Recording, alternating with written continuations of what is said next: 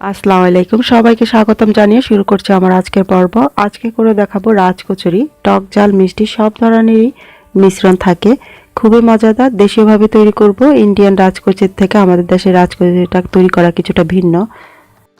রাজকচুরি তৈরি করার জন্য প্রথমে পরি তৈরি করে নিব। এই জন্য ময়দা নিয়েছি 1 কাপ, হাফ কাপ নিয়েছি সুজি, আর নিয়েছি হাফ চা চামচ বেকিং পাউডার। প্রথমে একটা মিক্সিং বোলে দিয়ে দিচ্ছি ময়দা, দিয়ে দিচ্ছি সুজি, স্বাদ অনুযায়ী লবণ দিয়ে দিচ্ছি।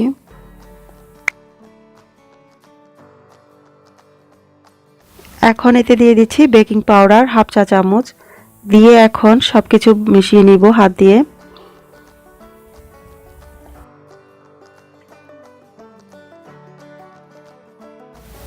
ভালো করে মিশিয়ে নেওয়া হয়ে গেলে এখন আমি নর্মাল পানি দিয়ে ডো তৈরি করে নিব। অল্প অল্প পানি দিয়ে এখন ডোটাকে তৈরি করে নিব। ডোটাকে তৈরি করে নেওয়া হয়ে গেলে এখন আমি ঢেকে দিচ্ছি 15 মিনিটের জন্য।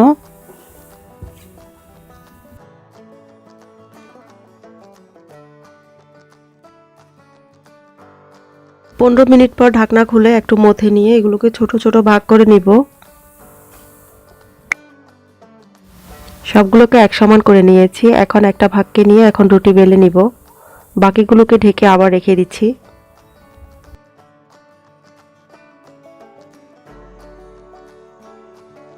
এখন পুরির মতন করে বেলে নিচ্ছি। বেলে নিয়েছি পুরি, তো এখন তেলে ভেজে নিব।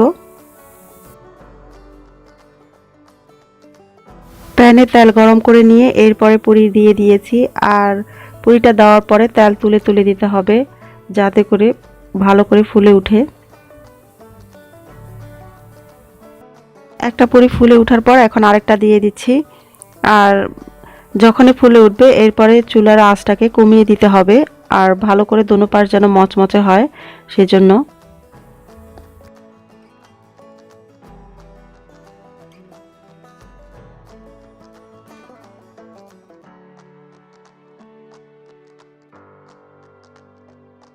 একটা পাশ ভালো করে ভাজা হয়ে গেলে অন্য একটা পাশ উল্টে দিচ্ছি।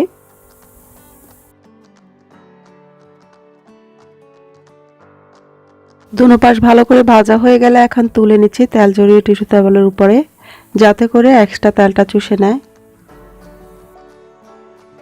এখন আমি তেঁতুলের সস তৈরি করে নিব। এই জন্য তেঁতুলটাকে বাটিতে রেখে পানি দিয়ে ভিজিয়ে নিচ্ছি, নরম করে নিব। তেঁতুলটা ভিজিয়ে নেওয়ার পর নরম হয়ে যাওয়ার পর হাত দিয়ে ভালো করে কষলে বিচি আর আঁশটাকে ফেলে দিব।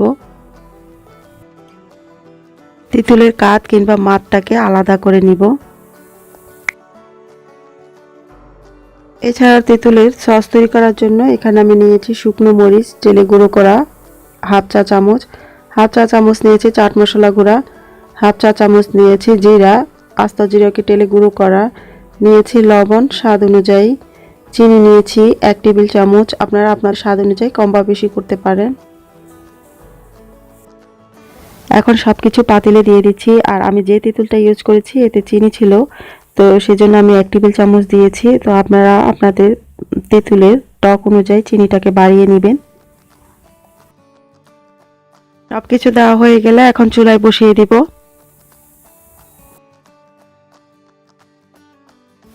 এখানে 1 টেবিল চামচ পরিমাণ ভিনেগার দিয়ে এগুলোকে সংরক্ষণ করতে পারবেন। একটু ঘন হলে নর্মাল ফ্রিজে 6 মাসের মতন রেখে খেতে পারবেন। যে কোনো স্ন্যাক্স ভাজির সাথে পরিবেশন করতে পারবেন। তো ঘন হয়ে যাওয়ার পর এখন আমি নামিয়ে রাখছি।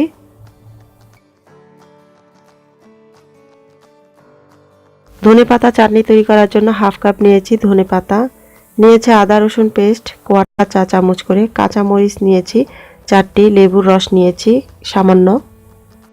ধনেপাতা সহ সবকিছু ব্লেন্ডারে ব্লেন্ড করে নিলে হয়ে যাবে ধনেপাতা চাটনি। এখানে আমি দইয়ের মিশ্রণ তৈরি করার জন্য লাগবে দই হাফ কাপ, নিয়েছি চিনি 2 টেবিল চামচ, লবণ লাগবে স্বাদ অনুযায়ী।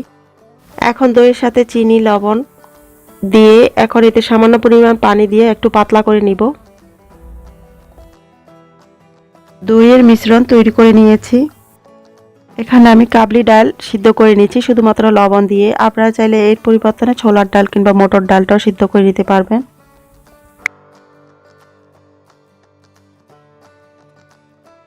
ডালটাকে সিদ্ধ করে নেওয়ার পর এখানে আমি নিয়েছি একটা আলু আর ডিম সিদ্ধ নিয়েছি, এখানে শসা কুচি, ধনেপাতা কুচি নিয়েছি, লেবু নিয়েছি, পেঁয়াজ কুচি নিয়েছি কাঁচামরিচ কুচি। এখন একটা মিক্সিং বলে সবকিছু নিয়ে নিচ্ছি, নিয়ে এখন সবকিছুকে দিয়ে ভালো করে মেখে নিব।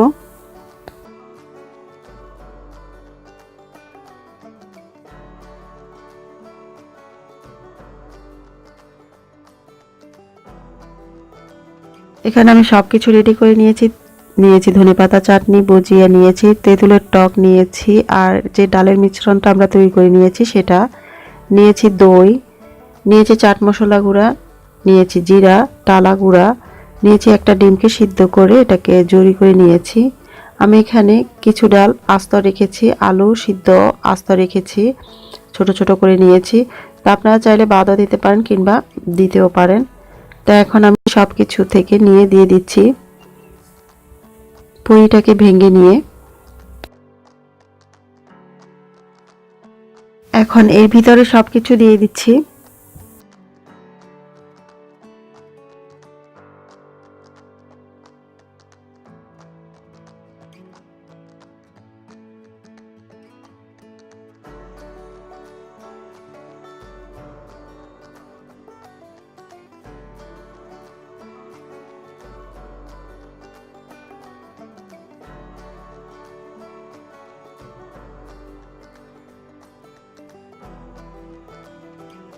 ঠিক একইভাবে আরগুলোকেও তৈরি করে নিচ্ছি।